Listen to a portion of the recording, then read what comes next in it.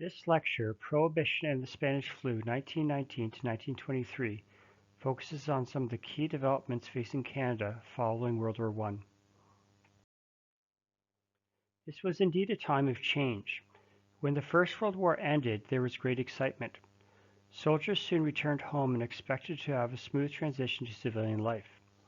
However, the memories of the wartime experiences would accompany them wherever they went. The transition would not be easy.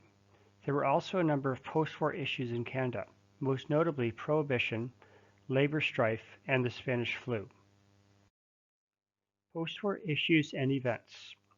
Prohibition revolved around the ban on alcohol. The Spanish flu would claim the lives of 50,000 Canadians and millions worldwide, while the Winnipeg General Strike would draw attention to the need for better working conditions. Canadians indeed faced many post-war challenges. Prohibition is defined as banning the production, import, and transportation of alcohol and liquor across the country. In 1918, the federal government introduced prohibition due to pressure from the following groups: the Women's Christian Temperance Union, various churches, lodges, as well as farm and merchant associations. Why prohibition? It is important to note that the prohibition movement started during the war. Some common reasons for prohibition include all grain should be used to feed the soldiers. Workers should be used for wartime production, not breweries. It harmed the stability of the family, and it was a moral sin. The positive effects of prohibition. The crime rate actually dropped during the Prohibition era. Arrests for public drunkenness decreased. Workers took paychecks home rather than to the tavern.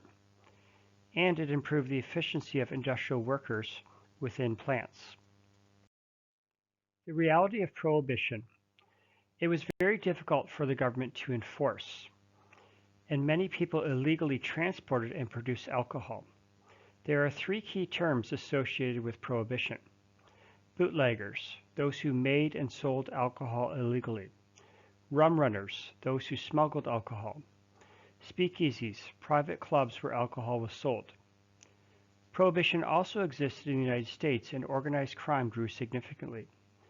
It is rumored that some of the legendary gangsters, like Al Capone, fled to Canada for a time to evade the law.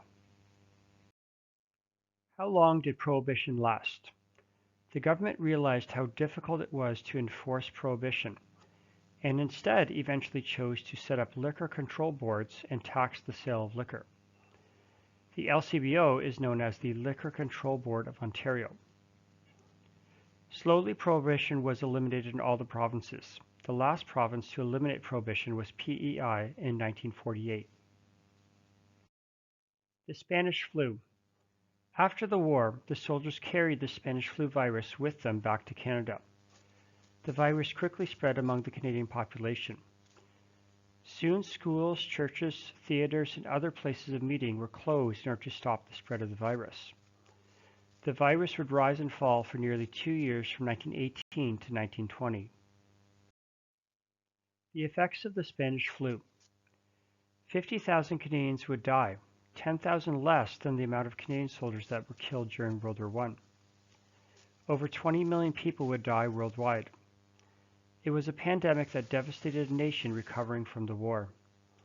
The government was forced to set up the Federal Department of Health in 1919 as a result of the Spanish flu. The post-war years. The early years following World War I were certainly challenging for Canada. Events and issues like Prohibition, the Spanish flu, and labor strife all presented their own unique challenges. In addition, it would take time for soldiers to readjust to civilian life. However, the 1920s would become a time of unprecedented prosperity. Economic growth combined with new inventions would alter the day-to-day lives of Canadians. The 20s would soon be roaring,